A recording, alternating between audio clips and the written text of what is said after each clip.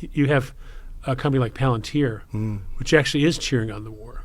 They held their board meeting in Israel a few months after the war started because the CEO said he wanted to embarrass other supporters of Israel to come forward and vocally support the war.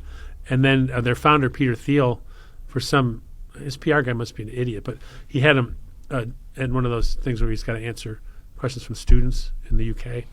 And so they asked him, how did he feel about the fact that their software is being used to speed up targeting against civilians in Gaza? He said, well, I don't really follow that so much. I mean, I sort of trust Israel to take care of that. I'm sure they're taking care.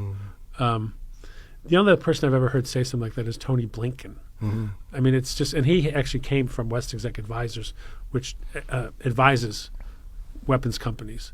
But they do it in such a way that they say they give strategic advice. They're not lobbyists, so they don't have to report a lot of things.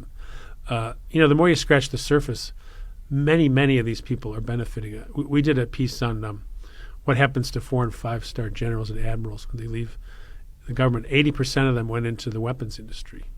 80%? Yeah. And, as a general, maybe you make $200,000 with a bunch of perks, which is a lot of money.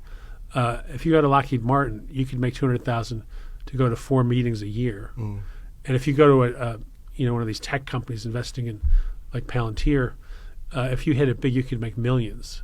So a lot of these folks, while they're in government, they're aware where they want to end up. So they don't want to mess with these firms because this is how they're going to cash in.